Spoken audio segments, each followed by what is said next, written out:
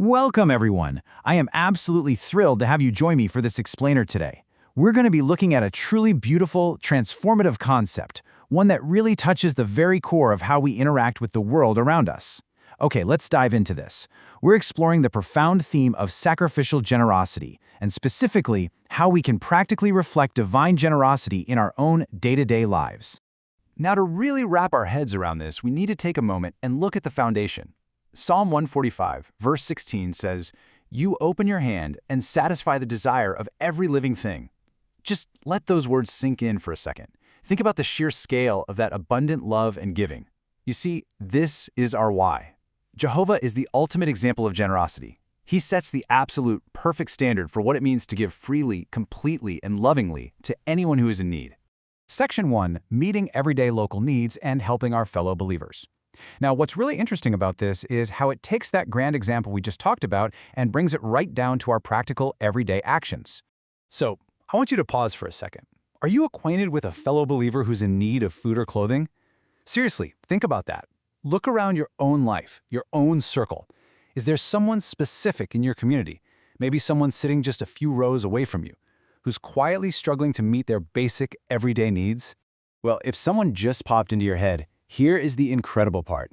Just like Jehovah, we too can choose to give materially out of love. This highlights such a powerful, empowering truth. Jehovah can literally use you to give that person something to help fill that need. I mean, you become the very instrument used to answer someone else's prayer. That is a profound privilege, isn't it?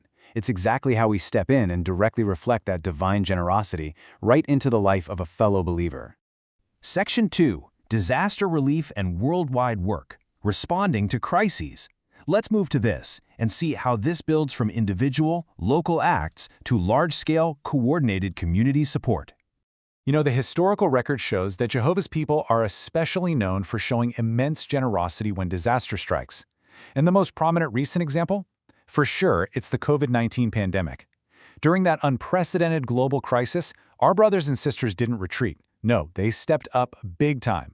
They actively shared food, they shared clothing, and they provided other really necessary supplies with those who were in need. It was this tangible, immediate, loving response to an absolutely overwhelming situation. And this brilliantly illustrates the direct connection between our personal giving and global impact. Think of it like a giant puzzle. Many make generous individual contributions to the worldwide work, and the direct result of that action is that those very contributions help fund vital relief efforts around the globe. Your single act of generosity joins up with thousands of others to literally sustain communities in crisis all over the world. How amazing is that? Section 3, sacrifices pleasing to God, the spiritual result of giving. Because ultimately, these acts of humanitarian aid are acts of worship. Let's look at exactly how the scriptures describe this. Hebrews chapter 13, verse 16 gives us this beautiful reminder. Do not forget to do good and to share what you have with others, for God is well pleased with such sacrifices.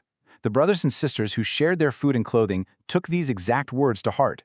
So the crucial point is that when you open your hand to share what you have, whether that's giving food locally or making contributions for the worldwide work, you're offering a literal sacrifice that brings immense pleasure to God. It brings this whole concept of generosity full circle. We've covered some pretty powerful material in this explainer today, but honestly, it all comes down to this one thought. How will you choose to open your hand and satisfy a need today? The divine example has been set, the practical needs are out there waiting, and you have this incredible opportunity to be the one who fills them. I really hope this inspires you to take real, tangible action in your own community. For more information, please visit jw.org. Don't forget to like, share, subscribe, and press the bell icon to get notifications for new explainers.